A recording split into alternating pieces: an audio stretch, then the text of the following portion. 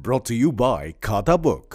इसका टेक्नोलॉजी का लफ्ज तो कम नहीं हो सकता है, लेकिन क्यूआर का हिसाब सिंपल हो सकता है। क्या? कैसे? खाता बुक क्यूआर से मैन, ये सब ऐप से पेमेंट एक्सेप्ट करता है और फुल हिसाब को एक जगह दिखाता है। अरे हिसाब सिंपल हो गया। खाता बुक, बिजनेस हुआ इजी मैन।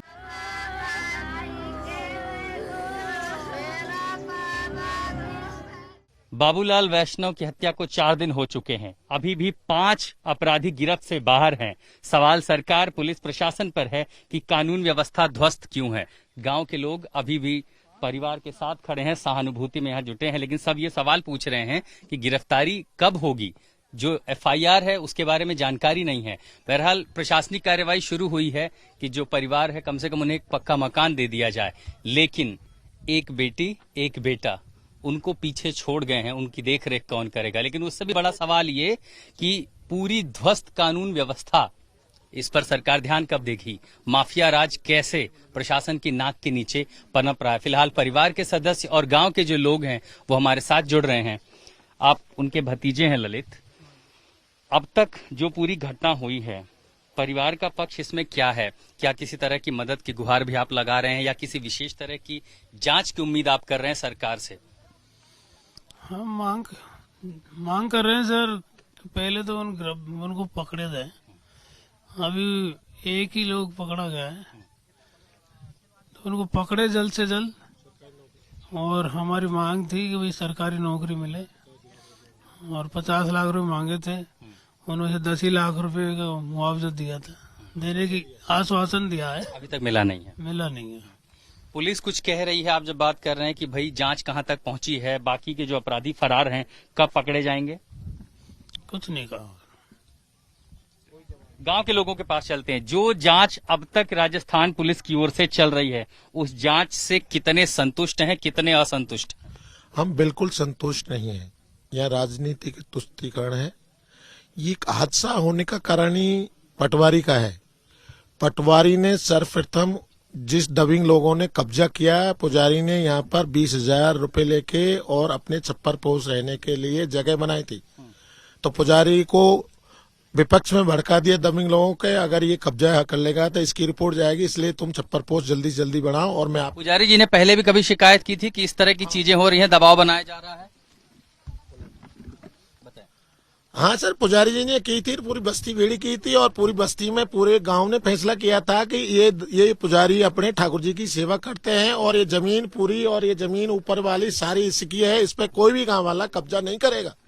लेकिन दबिंग लोगों ने जबरदस्ती पुजारी को जमीन पे कब्जा करा। उन्होंने कभी पहले भी पुलिस से शिकायत की थी कि देखिए धमकियां मिल रहे हैं, परेशान कर रहे हैं? की थी पहले भी, एसडीएम को लिख के दिया, कई बार पुलिस को लिख के दिया, तहसीलदार और पटवारी को तो हम रोज ही नहीं देते रहते थे, कोई कार्रवाई नहीं की। प्रशासन ही तो इसमें, प्रशासन ने ये दुर्भाग्य से ऐसी घटना घटित करवाई है। और राजनीतिक इसमें मुझे तो ऐसा लगता है कि रमेश चंद विधायक का हाथ है, क्योंकि पटवारी उसका रिश्तेदार है।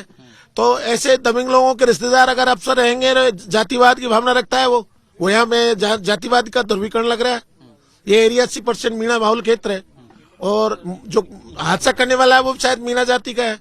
तो मेरे को तो ऐसा लगता है कि पार्टी कांग्रेस में 38 विधायक है मीणा, तो पार्टी को बचाने के लिए अशोक गहलोत पर भी दबाव बना रहा है वो रमेश चंद विधायक खेत। तो इसमें न्याय नहीं मिला है हमारे पुजारी को। और कल 2000 आदमियों को 4,000 पुलिस लिया है, और सारे प्रशासन को यहाँ ला के टिका दिया, और पुजारियों की कोई इच्छा नहीं थी, इनकी कोई मांगे पूरी नहीं होती, जबरदस्ती चला दिया। हम तो बिल्कुल संतुष्ट नहीं है, न घर वाले संतुष्ट है, न परिवार संतुष्ट। क्यों? हमको न्याय नहीं मिला है। हम संतुष्ट जब होंगे। किस तरह की जांच आप चाहते हैं? जांच में किस तरह की पारदर्शिता हो? जांच में पारदर्शी सीबीआई जांच चाहते हैं। यहाँ की सरकार का तो इसमें हाथ है। हम राजस्थान सरकार में बिल्कुल विश्वास नहीं करते हैं, क्योंकि क्षेत्रीय विधायक रमेश चंद मीणा है, वो कांग्रेस ही है, कांग्रेस सरकार है।